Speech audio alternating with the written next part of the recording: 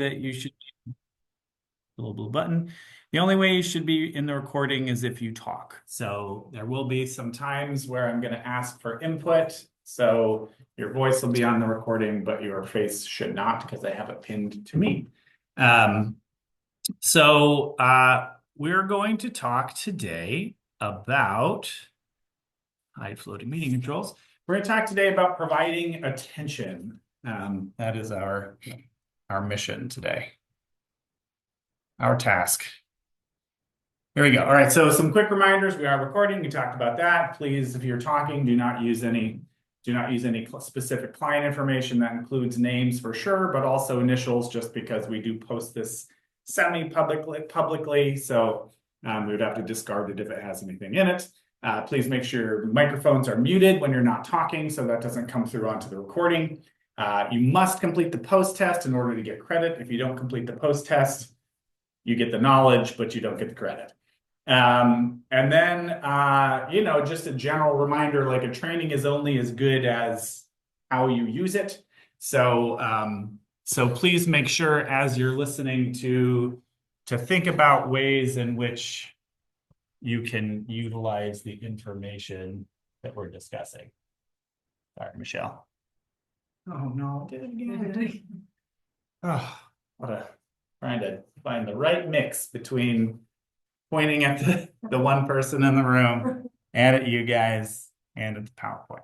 All right, so starting activity in your brain, I would like you to think about your best friend, okay, or person you enjoy spending the time with the most, right? So conjure up that person into your brain. It could be a best friend, it could be a spouse, could be a significant other, could be a neighbor, family member, parent, whatever. So I want you to conjure up the person that you most enjoy spending time with, okay?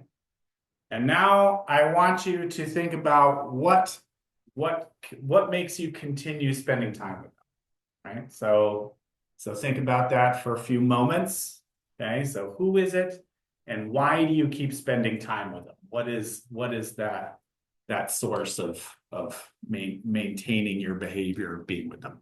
All right, so we're going to actually go to a whiteboard. We're going to go to this little chart here, and I should be able to annotate. I can. All right, so what I'd like to hear, let's get my check mark. Ooh, a star, even better. Do that one. I don't like that color, but it is what it is.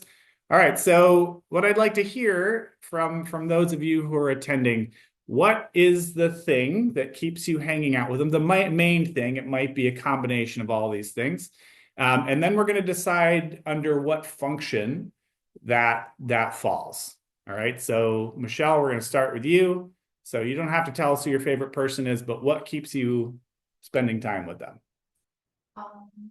She's very positive. Very positive. Just, like, makes me feel good about myself. Oh, that makes me feel good too, that she makes you feel good about yourself. Which would you say that falls under? Tangibles, attention, escape, or automatic reinforcement? This is hard for poor Michelle. So access to attention, Gina likes to describe as access to humans, if that helps you. Did I get that right, Gina J. Johnson? Yep. Is she giving you stuff? Is she paying attention to you and you have got access to other humans? Are you escaping from stuff you don't want to do? Or do you just feel good without anybody, which doesn't really make any sense because she would have to be there in order for that to. Yes, not escape the problem. The either the access to tangibles or access to attention. Does she give you stuff? No. Okay. Attention. Boom, bam. All right. Gina. Voluntold. Yes. Which one does yours tell me? You want my example? Yeah.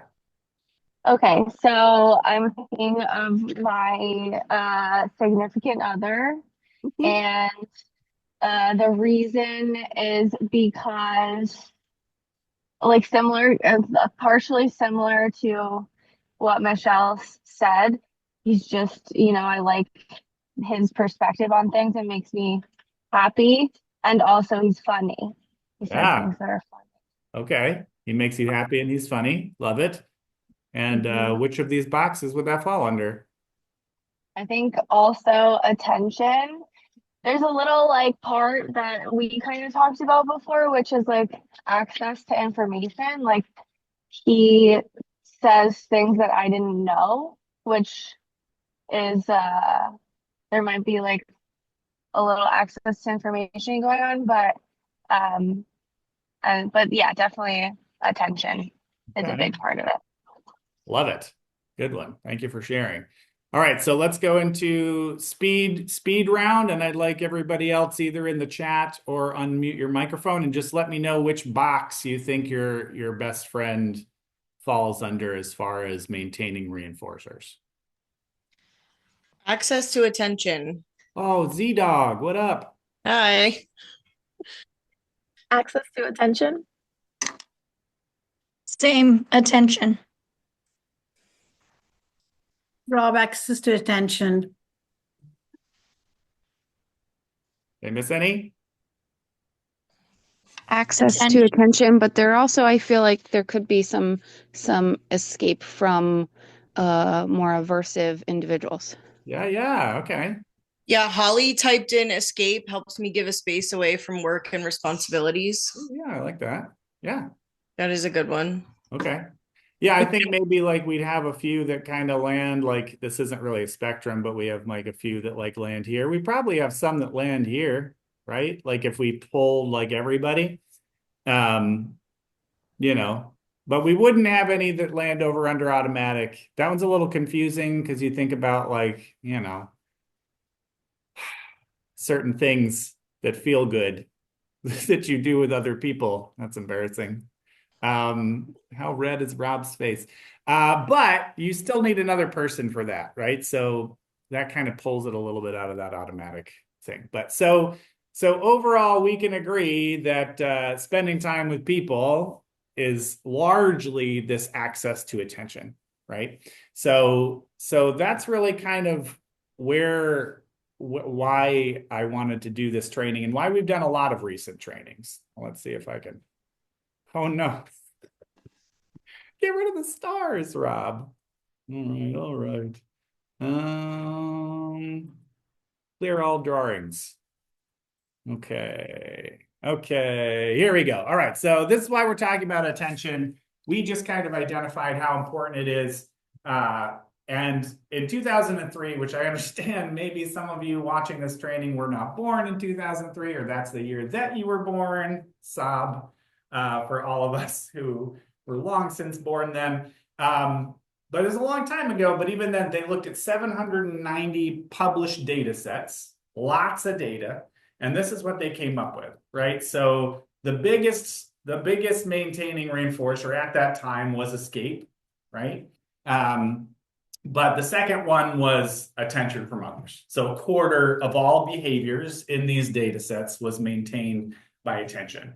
And that might not seem overwhelmingly huge, but that's a lot of behaviors. If you think about all the behaviors you do, you know, 25% of it is pretty big. And there's other reasons that we'll talk about. Here's a picture of Dr. Greg Hanley, who was the lead author on that study, hanging out with Kaylin Partlow, who remembers why Kaylin Partlow is important to Rob Harvey or all of us. Think back to tips of the week from a few months ago. Who's Kaylin Partlow? Wasn't she on Love on the Spectrum? Yes, Lindsay, gold star for you. She was on Love on the Spectrum on the first season of the American show. Yeah, okay. She wrote the book that I told you guys all to read, called Bridging. I can't remember. I'll put it in the show notes. No, I'll send it out. But she's an autistic advocate, but she's also an ABA therapist. So here's her getting some attention from the amazing Greg Hanley. Another reason why attention, here's Gina and I having a great time together, because we are fonts of unlimited is not real, but like nearly unlimited, life-changing, potentially highly reinforcing attention, right? So it's something that we can give freely. It's something really completely in our control.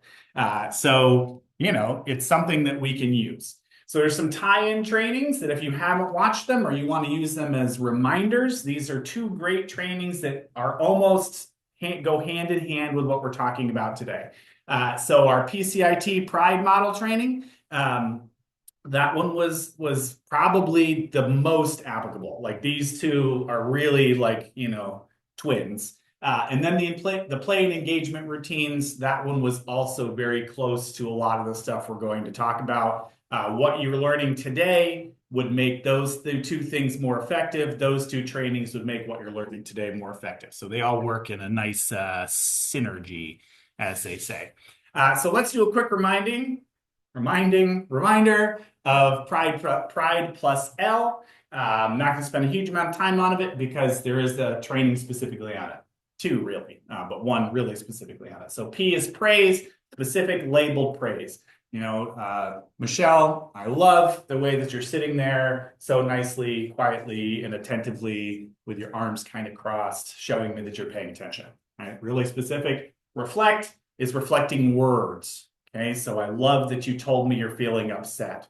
Okay, I'm hearing that you're frustrated. So reflecting language. I is imitation, right? So when they're pretending to be a dinosaur, we're pretending to be a dinosaur, so we're imitating their play and actions, describing, oh, you picked up the blue block. Whoa, that looks really heavy. Oh, you put it on your head, right? So we're narrating what's happening, right? So we're describing what the child is doing.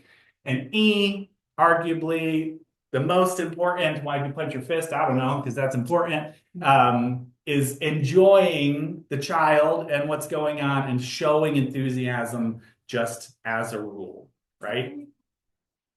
Oh no, you can't sit there. It's covering language. There we go. We'll just back up a little bit. And then we added L for labeling, which is really basically the same thing as actions, except you're also talking about the environment. You're just talking all the time, right? Oh, look at this big cabinet right here. And oh, there's a scary monster pin right here. And oh, look, Michelle's sitting over there. She looks really fun and happy, right? So you're just like this, always talking. They'll be like Bob Ross, because he never just sits there quietly painting or nobody would watch him. He talks the whole time, and he's enthusiastic and he's fun to watch. So why are we doing this? Why can we not just say, well, Pride plus L is about giving attention to your learners, so why didn't we just stay there? Well, here's why. Okay, so this is hard, right? So I'm not trying to say oh, this is really easy for you guys to do. Why aren't you doing it? It's super easy. It's not easy. It's hard. It requires a lot of effort to pay attention to somebody for 2 or 3 or 4 or 5 or 6 or 7 or 8 hours. That is hard, right? So we have to keep talking about the method as to how we can do it, because people struggle with it, right? Because even though we kind of give these ideas, people still kind of struggle with it. Maybe they say they're not able to do it, which is not true, right? Anything really can be learned if you've got the right motivation. But so people struggle with it because people as a rule are in a deprivation state of attention right now, right? So if we went back to this, or I don't have to say when we go back to this slide here, okay, I don't know what it would look like now, but if we had 790 new studies, okay, so in 2003, if you remember, cell phones were a new thing, okay, smartphones were not a thing, right? So if you looked at more recent studies, I would bet, okay, that a lot of behavior, I'd be interested to see, because it might actually be going down, okay? But I would think that attention is actually more powerful now because of that deprivation state. Okay. There was MySpace, I think just starting. I think Facebook might have been a thing, but you could only have Facebook if you were in college. Seems like a weird thing, but that was how Facebook started. I wasn't on it until MySpace was destroyed because I was a MySpace guy. Very embarrassing to remember. But yeah, so people are attention starved right now, so it makes it more valuable to use, right? When people don't have it, more valuable. And because one training is never enough, right? We have to say things a lot of times. We have to hear things a lot of times. in order for it to stick. And here's our sign for more. More is good. All right. So another reason why we're talking about this, because this job is performative, right? Here's my boy, William Shakespeare, who said all the world's a stage. Okay. So, and there's a lot of talk about this, about, the autistic community talks about masking, and people talk about, adapting to certain situations. But in this job, since the time that you got hired, since your interview, right, we've said you have to be fun to do this job. You're working with kids, you got to be fun. You have to be fun, right? And that's performative, because you're not always going to be able to be fun easily. It's not always going to come natural. So you got to put it on a little bit, right? I'm saying you can't just be yourself at this job. And I apologize for that, right? You have to be a fun version of yourself. You don't have to be someone completely different, but you have to be engaging, right? So that's why we're doing these trainings, right? You might not be good at it yet, but you can learn. That's why we do trainings, so that you can kind of learn different approaches. And you have to be fun, especially on your hardest days, right? So when it's the hardest to do it, just like with everything like exercise, on the day when you feel like you don't want to exercise, that's the day you need to exercise the most. When you don't feel like meditating, that's the day you need to meditate the most. So same thing with this, right? So what are the values of attention? Okay, a little bit more buy-in here. All right, so this is how we have effective differential reinforcement using attention, right? Now you can use differential reinforcement with tokens or Skittles or things like that, right? Money, etc. I could give you $1 instead of a quarter. I could give you 20 Skittles instead of 1 Skittle, right? But because we like attention, right, or because a lot of stuff is attention maintained, we want to be able to use attention differentially too. So we want to be able to turn up and down our fun level, right?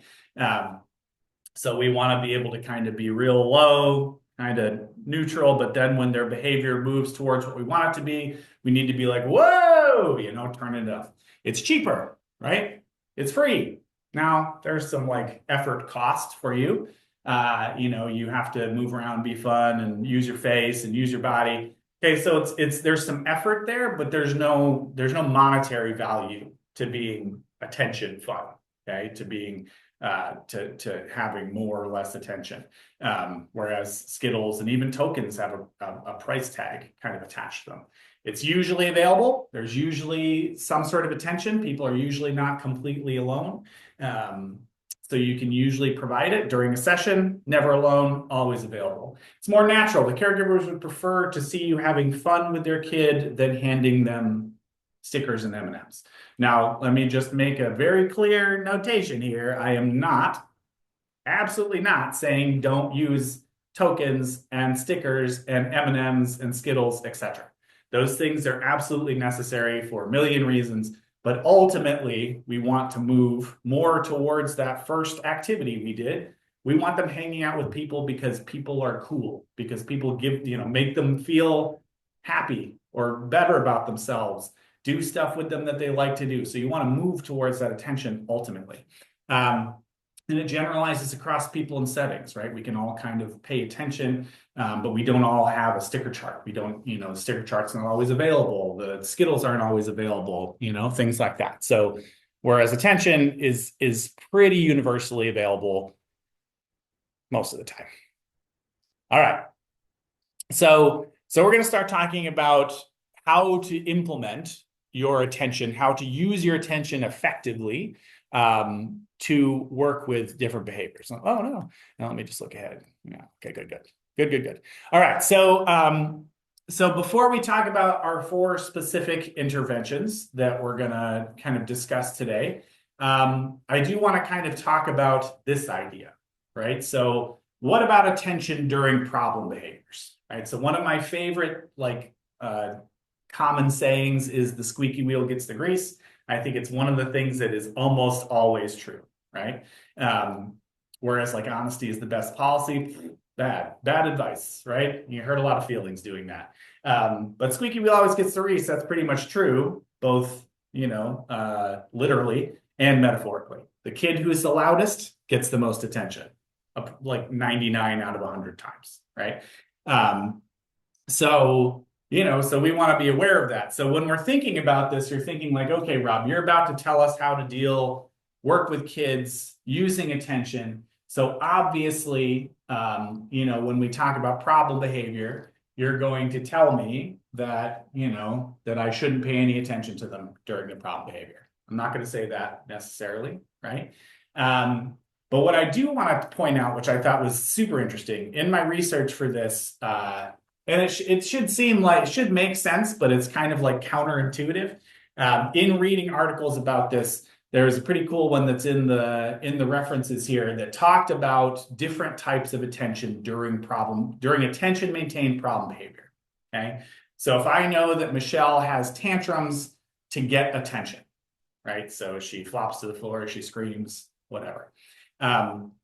They found that all types of attention maintained that behavior. Okay. So and the two types of attention they studied were ones that directly involved what she was doing. So saying like, Michelle, don't do that. Michelle, calm down. Michelle, stop. Michelle, don't hit the floor. So stuff that's directly related versus attention that's just more like arbitrary. So just saying like, this is a table, I'm glad that you're here today. Stuff, just saying stuff to her that is not related to what's going on, right? Which is very weird. Like, why would someone's flopping on the floor, why would you just be making like small talk with that person? Well, for the purposes of this study.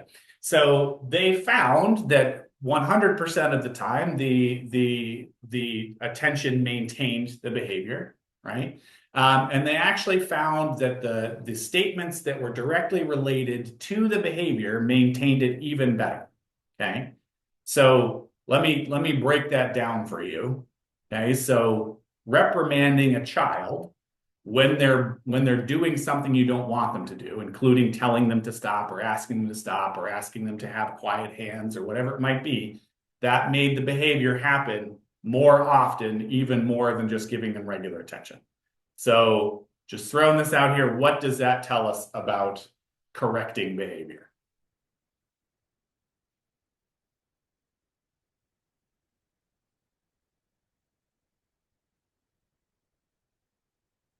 They all fell asleep. That it's not effective. Yeah, that's right. Well, no, actually, it tells us, Kristen, that it is effective. It's effective in making the behavior happen more in the future. Okay. It makes Yeah. it keep happening, right? It does the opposite of what we think it does, right? So, that's just a really interesting kind of thing that I think we all kind of know, but especially as parents forget. But it's just so hard. Like, it's like natural to bark at a person who does something you don't want them to do, but it shows us time and time again, keeps it going. All right, so your first code word, right? So today you're going to get 3 foods that Rob Harvey does not like. Okay, so those are what your 3 code words will be. The first one is Brussels sprouts. Blech. I understand if you coat them in butter and bacon, they taste pretty good, but that really stands for basically everything, guys. You coat anything with butter and bacon, it tastes pretty good. Put butter and bacon on cardboard, it would taste pretty good. So Brussels sprouts, thing number 1. But they're so good for you, Rob. All right, so let's work on our tool belt here. All right, so we're going to talk about 4 specific interventions or techniques or approaches that can be used when looking at attention maintained behavior, right? So let's just all make sure we're on the same page. We're talking about behavior that is receptive to attention. Okay, so they're not doing it for stuff. They're not doing it because it's automatic. They're doing it, or they're not doing it for escape, right? It's usually combined, but at least part of it is that they are a person who is maintained by attention. They work for attention. They do things for attention. They like attention, however you want to say it, right? So that's what we're keeping in mind for these approaches. So we're going to talk about differential reinforcement. We're going to talk about planned ignoring. We're going to talk about NCR or non-contingent reinforcement. We're going to talk about FCT or functional communication training. I'm going to break each of those down one at a time. So here we go. Differential reinforcement, remember, for attention maintained behaviors. right? So differential reinforcement, just remember, is the difference between providing one M&M for a smaller version of the behavior versus a whole pile of M&Ms or 3 M&Ms or 5 M&Ms, more M&Ms, okay, or more reinforcement for a better version of the behavior.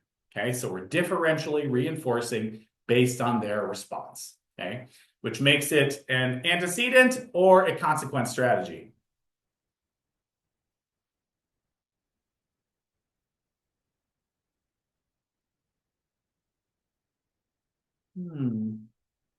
The behavior has already happened. Consequence. Consequence. Yeah, Michelle and Kristen simultaneously. Well done. Okay, so it's a consequence intervention. Okay, it doesn't make it consequence sounds bad, but it just means that it occurs after the behavior. So in this case, when we're using attention for this, okay, our reminder for this is that the attention for the appropriate or target or desired behavior, okay, it must be better or at least the same. I would really rather prefer better as the attention they're getting for the problem behaviors.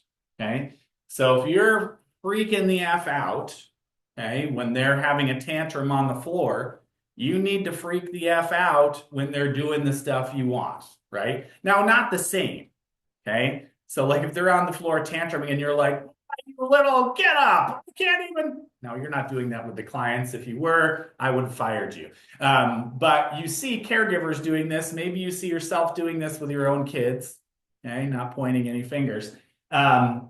But if you're having that volume of attention, okay, for their problem behaviors, you need to have at least that volume of attention for their target, their preferred behaviors. Whoa, my gosh, look at this, is amazing, right? So you got to really up your ante. You really got to put on those acting shoes, whatever that means. The attention must be. I know what you're all thinking. You're thinking, when we're talking about attention, why did you put pictures of M&Ms? I don't know. I'm realizing that right now. I should have put a picture of a quietly fun activity versus a hugely loud activity or something like that, right? 100 swing pushes on the swing versus 1 push on the swing. Hindsight 2020. But anyway, so it has to be easier to obtain, right? So they have to be producing less effort.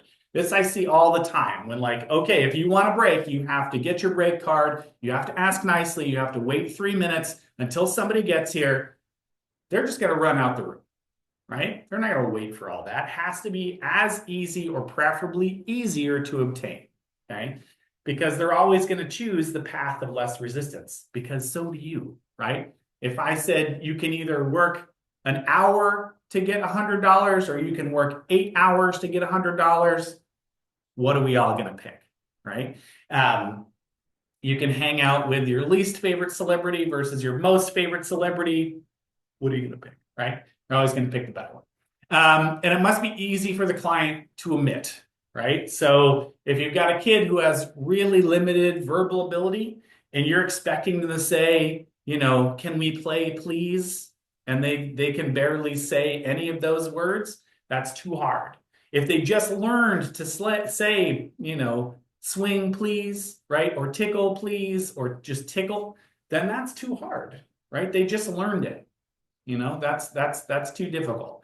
So you have to remember that it has to be something easy for them to omit so that they're getting it, right? And for differential reinforcement, right? The better the response, the more they can get, right? So if you're expecting them to say hey, can we talk about Transformers, right? And they just say Transformers, right? Then you talk a little bit about Transformers in a not so exciting way. But if they say, hey, can we talk about Transformers? Absolutely. Let's have an amazing discussion about Transformers. I just watched the new movie the other day, right? So you can that differential reinforcement means you're turning up the volume, right? That's why I put the M&Ms there, because it's an easy kind of an easy comparison to think about, 1 M&M versus 5 M&Ms. Now, what I need you guys to do is, and we're going to talk about this as we go through this training, but what I need you to do is I need you to think about how your attention is equivalent to that. What is the attention value of comparative to 1 M&M versus 5 or 10 or 100 M&Ms? Does that make sense? Michelle says yes. So I'm gonna trust her. So that's on you guys to figure that out for yourself. because the way I deliver attention is probably different than the way you guys deliver attention. Okay. So you need to figure out for yourself. And then you also need to figure it out for every kid. Right. So sometimes Julie makes me real embarrassed because she talks about how great I am at the big autism night that we have for adults with autism. And she says, you know, he knows how to reinforce every adult in that room, which is like 40 to 50 adults. So this is effortful. I have to remember what kind of attention each one of those 40 to 50 adults enjoys. And it's not the same for every single one, right? I have repeats of things I can do for each individual. But I have to remember every person, right? So that's the task for you, is to remember, okay, like I've got this volume knob of attention that I can provide to people. What does my volume knob look like? What does my attention look like? And what does each kid's bucket look like? What kind of attention do they like? They might like you being silly. They might hate that, you know, so you really got to remember. All right, so number 1 is differential reinforcement. Okay, so 1 of your 4. Number 2 is planned ignoring, right? The world's favorite intervention, right? Who's so bad at it? Your husband is bad at it. Yeah. Yeah. Well, because we humans are not really good at ignoring stuff that is hard to ignore, right? So, but here, you guys are all watching this training because it is your job. So you need to be good at it, right? Now, we don't see planned ignoring a lot in our treatment plans, but it does pop up, right? So here's your official definition of it. So attention maintained problem behavior extinction involves discontinuing all forms of attention, such as verbal comments, eye contact, exaggerated facial expressions immediately, backspace, immediately following problem behavior, right? So Michelle throws something at me, I stop paying attention to her, okay, immediately. I don't say, hey, that wasn't very nice, and then stop paying attention to her, because I still put the exclamation point on the behavior, still reinforce the behavior, okay? And if I know that she's throwing stuff at me to get my attention, okay? So if I'm using planned ignoring, right, the team has agreed on it, then I want to make sure that immediately following that behavior, I'm paying as little attention to it as possible, okay? So this is really strategic, right? So we're strategically removing our valued attention. If your attention is worthless, you know, like if they don't appreciate your attention, then you're not doing it. This isn't going to work, because then you're giving them what you want, right? So if this is if they're doing something for escape, well, then guess what? You're ignoring them and they got what they wanted, right? So some things we want to think about. When you're using planned ignoring, you must still use the same overall total amount of attention as you would have if they had no problem behaviors, okay? So this is the hard part, right? So you've seen me, there's like a whole training on this, I'm pretty sure, somewhere, and there's buckets in it. And I said, you've got a bucket full of attention that you plan on pouring on the kid over the 3, 2, 5, whatever hours you're spending with them, okay? They should get that whole bucket on the best day. They should get that whole bucket on their worst day, okay? Like, well, Rob, that makes no sense. Why are they getting so much attention when they're being bad, right? Well, because that's your job, to provide attention to them. And when that happens, we must redistribute. Oh no, this is the thing I did the other day. Redistribute. I did it. Redistribute. There we go. I got the word. I did the. I was in the weekly update the other day. I just couldn't get it out. So you need to you need to redistribute. Redistribute. Stop it. Instead of only giving them a little bit on their worst day and a lot on their best day, you just need to figure out where you can give it. And in fact, I would argue that you need to actually provide more attention throughout their baddest day, worst day, because you need to shape that behavior in the direction you want it to be. Okay. Now, what you don't want to do is provide that attention directly after or during the problem behavior. Okay. What you do need to do is wait for those times on that day when they're doing stuff that is either positive behavior or behavior we want to see, or neutral behavior. Right. This is where Julie says reinforce their breathing. Right. Like, oh my gosh, I love the way you're sitting there. You know, oh, I love how you tied your shoe, or oh, I love how you put your shirt on earlier today. right? So just find something to praise as long as they're not engaged in severe problem behavior or on whatever scale, like if they're doing lots of problem behaviors, you might even do it during like really quiet problem behaviors. But that attention needs to be spent throughout that day, the whole bucket. Some things cannot be ignored. That makes planned ignoring hard. If they're hitting you, biting you, hurting another kid, hurting themselves, running out of the house, right? So there's some things you just can't use planned ignoring, right? So we gotta kind of keep that in consideration. And some staff or husbands are just incapable of ignoring, right? So that does mean if they're a staff member, then we should train them and support them and model it for them until they get it. For someone like a husband or, like you might just say, well, we're just going to use other stuff, right? Like we got 4 interventions we're talking about. Planned ignoring is only one of them, right? But so planned ignoring is not always turning your attention off entirely. That would be full extinction. It's sometimes just turning the volume down, right? So getting a little bit lower, more boring. Okay, because you can't talk, and again, that goes back to that differential reinforcement, right? It's all kind of tied together. Number 3, non-contingent reinforcement. Okay, so the BCs and BAs just had a workshop, not just on non-contingent reinforcement, but on reinforcement altogether. And Gina spent a lot of time talking about NCR or non-contingent reinforcement. So if you were one of those people, you just talked about this. If you weren't, ask your team about it.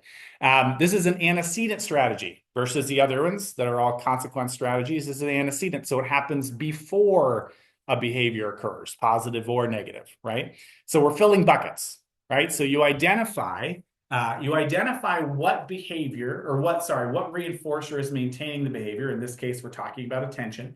And instead of waiting for Michelle to do the thing that I want her to do, okay, I'm just going to provide attention on a routine schedule. I know that attention is a motivator for her. Okay, I know she likes attention. So I'm going to set a timer on my little watch here, and every 30 seconds it buzzes. And when my watch buzzes, I pay attention to her. Oh, Michelle, your hair looks great today. Okay, and I go back to what I'm doing. Buzzes 30 seconds later. You're a great friend. Go back to what I'm doing. 30 seconds later. Hey, nice job taking notes on this training. 30 seconds. So every 30 seconds, and this is, so pure NCR, this is regardless of what she's doing. So my buzzer goes off, okay? Pay attention to this, this is important, okay? So my buzzer goes off, and she's giving me the middle finger, okay? My pure NCR says, I still say, Michelle, you're a great friend. I really like hanging out with you, okay? She's tantruming, she's throwing stuff at me, she's cursing, whatever it might be. So if I'm using pure NCR, then she still gets it because the timer went off, okay? And the research says that, yeah, there's a possibility that you might reinforce the problem behavior, but that's already happened. She's already got a history of that, right? What we're really trying to do is fill up her bucket, right? If she works for attention, but she's got a full bucket of attention, then she doesn't need to do the work, right? She's got free money. She's not, if you guys had unlimited money, you probably would stop going to work. You might volunteer, we might all volunteer or something like that, but you wouldn't work the same way that you do now. Michelle's like, I wouldn't work another second of my life. Yeah, a lot of people wouldn't, right? So think about that. You're filling up their bucket. Now there's variations of this, and this is where you talk to your team. There's variations where you do implement some like, okay, if when the timer goes off, she's engaged in a problem behavior, I pause and I wait for that to end, and then I deliver it, right? So that's something you'd have to discuss. But again, the research says you don't even need to do that, right? The research says you're keeping their bucket full, okay? And over time, the usefulness of that problem behavior is going to kind of go away. Some other things we want to think about, okay? They get it for free. Okay, you're not decreasing the number of demands, right? So if it's like, oh, usually they have to answer 20 questions to get my attention. Now they only have to do 10. Well, that's not non-contingent. That's still contingent. You're just lowering the demand. Okay, that's not NCR. NCR means she gets it every decided amount of time, right? And that decided amount of time is usually not like an hour or even a half hour or even 10 minutes, right? It's usually a shorter amount of time because you got to keep that bucket filled.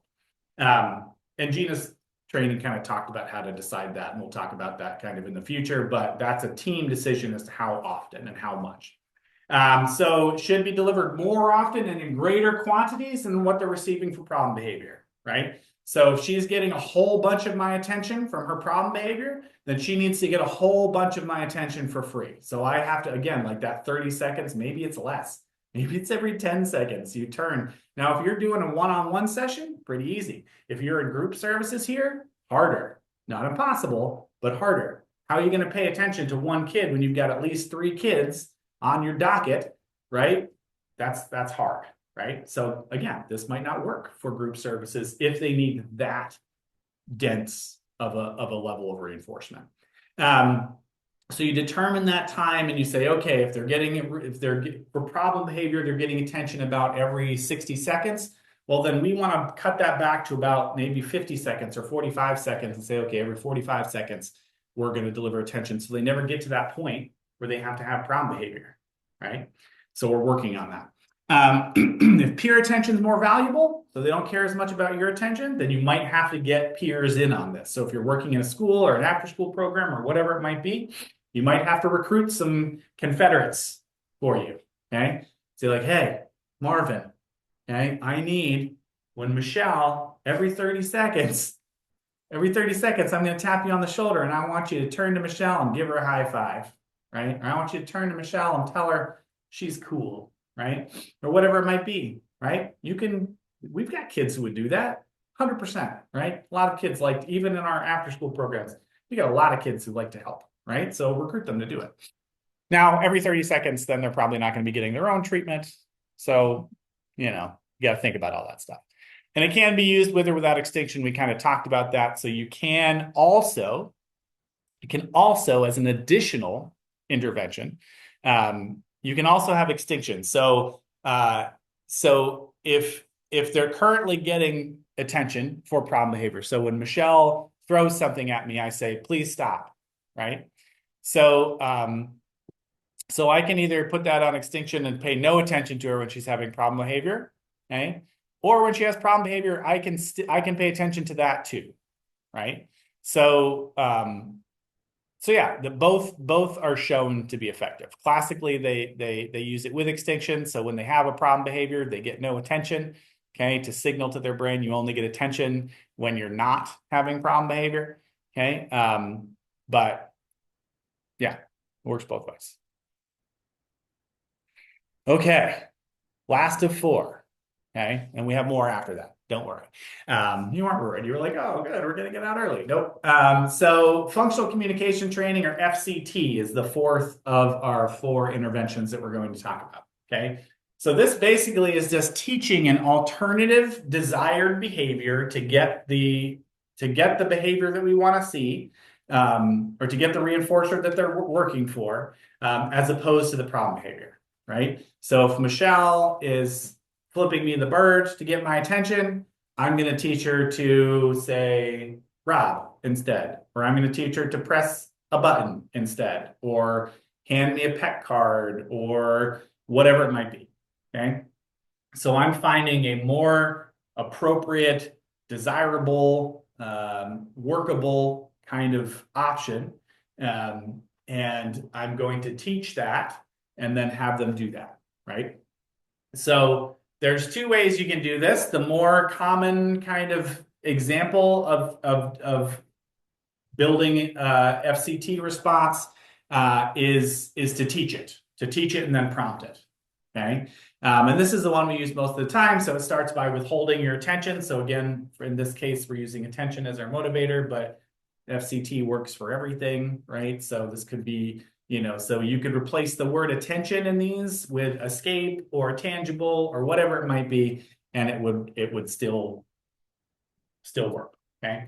So you're withholding attention, so you create this like need for what they want, okay? You prompt the functional communication response. So I say Rob, and she says Rob, and as soon as she emits that response, FCR is functional communication response. So as soon as she says that, I immediately deliver the reinforcer. Okay, so, oh my gosh, this is so cool. I love when you're here. High five, play, right? So immediately after it happens, and then over time, I pull the prompts back because I don't want to always say Rob, say Rob. I might kind of look at her.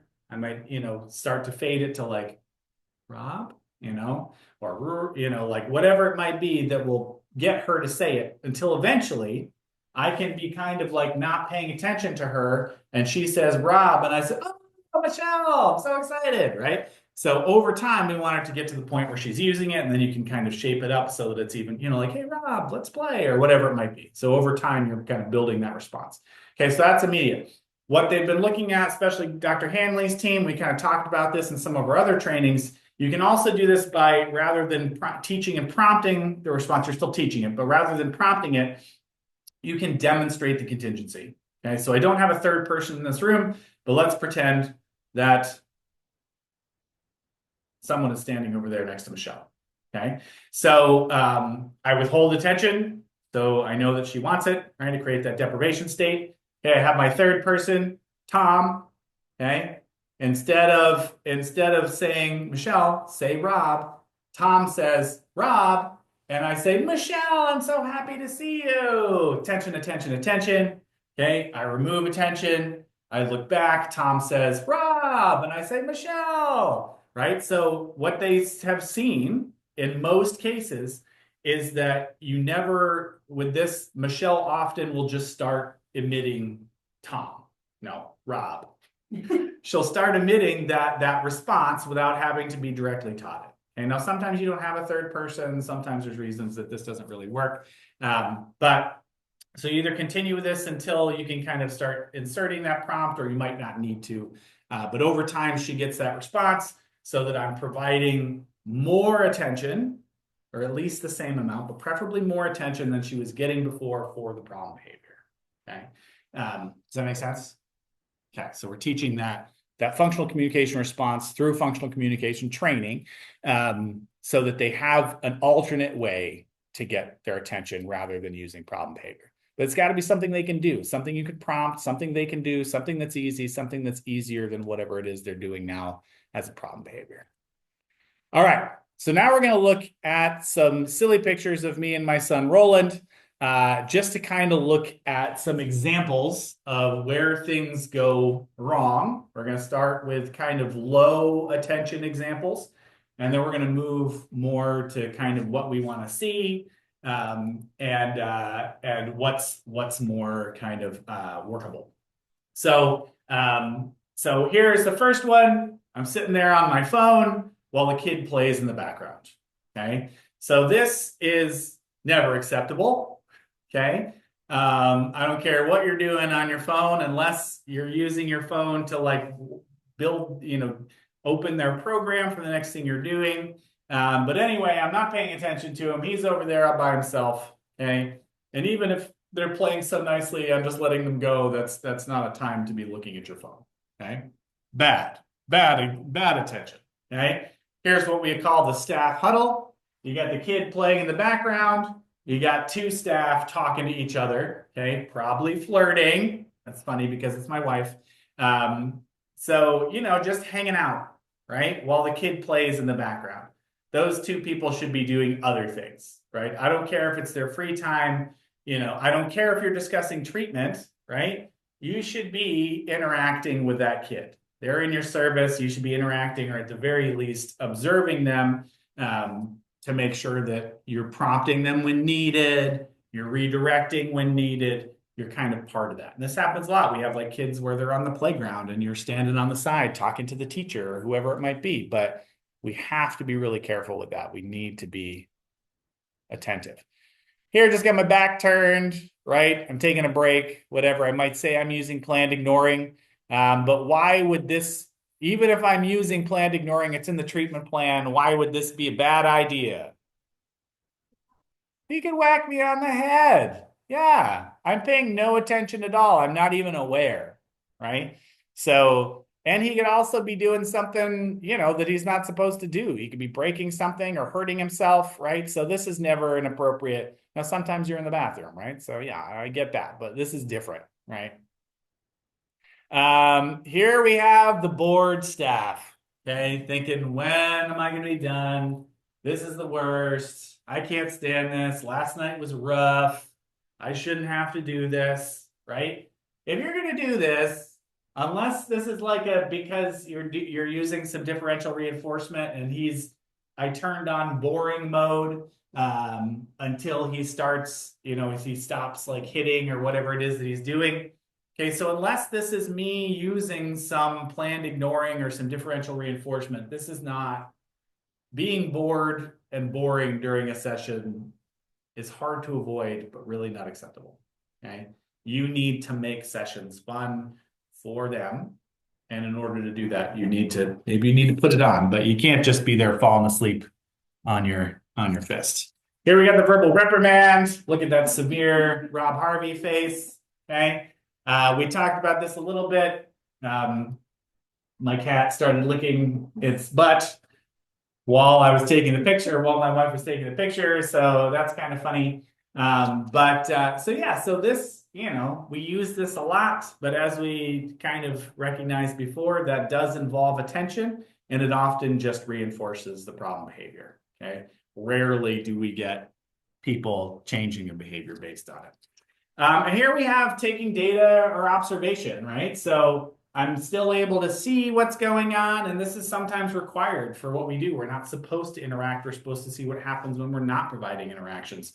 So this does sometimes happen, but you have to recognize that this is a low attention example, okay? So if you're supposed to be maintaining their behavior with attention, this is not what it should look like. All right. Oh, it flipped to the other side of the screen. Why are the pictures over there now? Well, because these are high attention examples, okay? So here we've got a chase game. You probably can tell that we're not actually chasing, we're posing in a chase pose. But we're both having fun. He's having fun. There's some expectation there. So this is some solid attention to provide a kid that their device cannot do, right? Not yet, at least. We'll see. But yeah, so this is a good attention example. And your second code word, Rob's second thing that he does not like eating is cherry tomatoes. Yuck. They explode in your mouth like little bombs of disgustingness. So code word number 2, cherry tomatoes. So chase games, love them. Okay, anticipation games. I'm going to tickle you. I'm going to get you. Here I come, right? Anything where they're building anticipation. Now he is smiling, but he might look frightened, right? So you do have to be aware of that, right? But anticipation games, and even like peekaboo, that kind of stuff is pretty powerful for kids that like attention, which is most kids. Here we're playing together. You can see we're playing with the same thing. We're both having fun. We're both kind of back to Gina's definition of engagement, right? Our hands are both manipulating the same things, right? So, but here we're both playing with the magnetiles together, both having fun. This could also be more parallel. Some of our kids can't tolerate this yet, so we might both be playing with different bins of magnetiles or different bins of Legos. We have a kid at after school that some of you know that likes to build with Lincoln Logs, right? So that this client does not tolerate you helping or do it, but you can be building something next to that person, right? So as like a bridge to eventually move towards building together. Here we're being silly. We're making triangle snowman noses and we're laughing, right? So being silly. I love being silly with the kids. The kids like it. Okay, it's fun. Here we're doing some intensive teaching. So we're both, using the same materials. Okay. That's my wife's stuffed sassy fox there in the background. But so this is direct attention as well, right? And you could be more or less exciting with that. Here's my son pretending to laugh at me. Okay.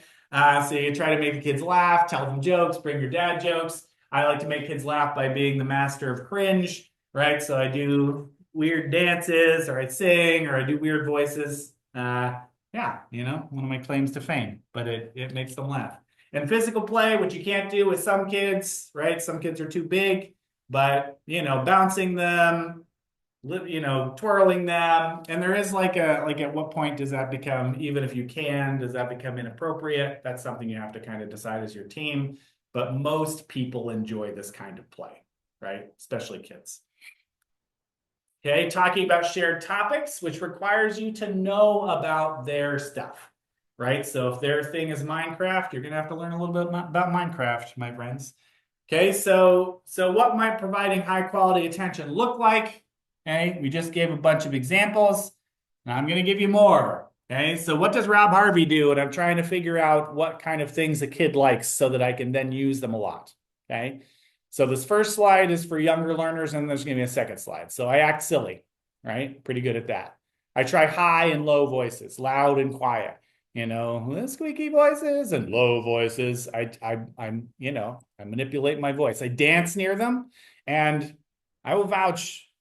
I don't know who's seen me, but I'm a pretty good dancer. But when I dance in front of the kids, I'm just being silly, right? So I usually try to do the cringiest dance I can, but I'll try all different kinds of dances. I dance near them, see what happens. I watch for smiles all the time. When are they giggling? When are they anticipating? When are they smiling? Because that's telling me what I'm doing is working. That's my analysis, right? I stand in front of them. I stand next to them, right? I see do they like me being close? Do they not like me being in front of them, right? Do they get nervous when someone's behind them or next to them? I try silly voices, right? So especially character voices, right? So I've got a really good Mickey Mouse that I love to do. Oh boy, right? So some kids love it and some kids hate it, but I try it. My children hate it. They're very embarrassed by my Mickey Mouse voice. But I did Elmo for a kid who loved Elmo, and they got real mad. They did not like it at all. My Elmo is pretty good, but yeah. I pretend to fall asleep. Like in an exciting way. You can't just be real boring about it. You can't be actually falling asleep. I scare them. Oh my gosh, Gene is thinking, Rob, you have 3 activities here and you didn't get to them. I tickle them sometimes, right? I'm not tickling teenagers, but I'm tickling little kids. I act like animals or dinosaurs, sneak up on them. I bounce them. I play peekaboo. It's covered. And I make mistakes and use those mistakes to figure out what works. Okay, the next. I'm going to keep going until about 5 after. I apologize. If you need to go, then you can go, but I'm going to ask that you try to stay if you can, but I don't want to skip the examples completely. If you have to go, you can watch the rest of it on the video when I put it out. So for older kids or for, kids with less needs, I compliment them. I ask them questions about the stuff they like. I mention what's going on in the world. I wear themed shirts, so I'll wear like anime shirts, even though I'm not super into anime. I mentioned video games. I raise and lower my voice, kind of the same as the other one. I high five and fist bump them a whole bunch unless they hate it. I laugh at their jokes no matter how much they stink. I put their names into songs and rhymes. I nickname them. Most of the kids I work with have some sort of nickname. I watch for reactions. So they might hate the nickname and then I don't do it anymore. They might love it, so I do it more. I think about my face and I control it. I use my face as a tool. I quote memes and movies all the time. Often they're real old, but it still works. And again, I'm making mistakes and using those mistakes to figure out what I'm doing. All right, so we got 3 practice scenarios. So hopefully some of you are still with me. I can't see who's here, but Michelle's still here, right? So what are we going to do in this situation? So we got a child who frequently calls out during class. They make fart noises to get attention.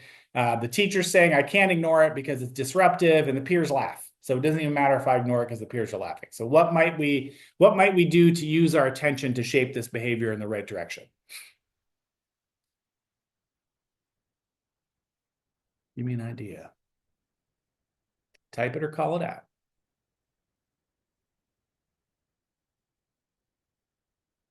Lindsay, did everyone log off? Did Lindsay log off? We're still here. Okay. Sorry. What can we do? What are we going to do? They love attention. Yeah. Anymore, I should say.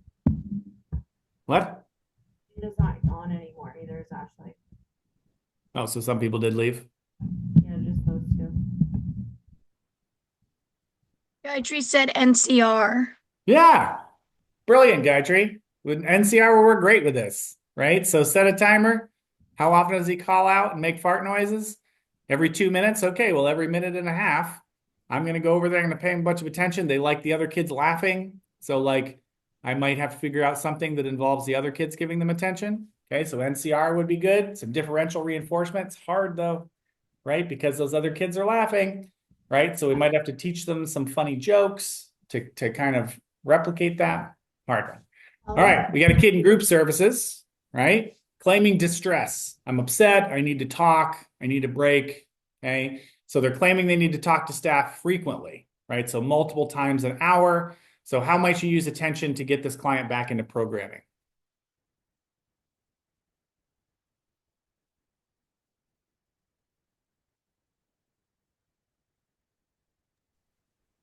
Functional communication training. Okay. Yeah. Right. So they might be asking for their breaks, or they might be asking for, but it seems already like they're pretty good at that though, right? It seems like they are asking for staff attention and getting it.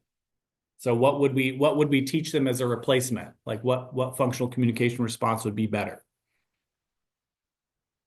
Or what else could we use?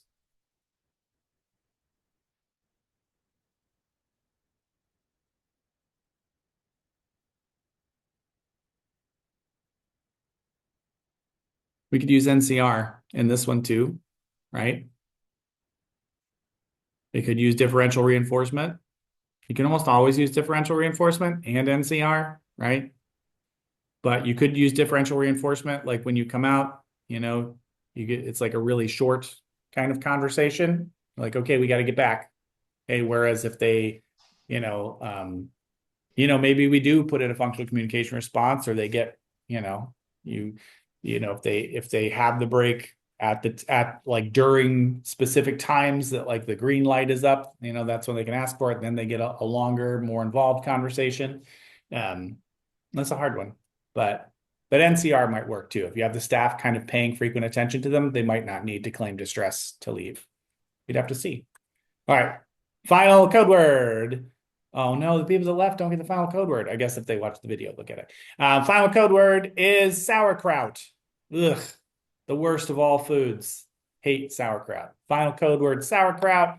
Final practice scenario, you've got a nonverbal client who's near constant self-stimming, non-dangerous self-injury. So they're like pinching themselves or kind of like, bopping their chin and screeching. Okay, so it seems to be based on our data that it is maintained by attention and escape. But what might we do attention-wise to shape the behavior in the right direction?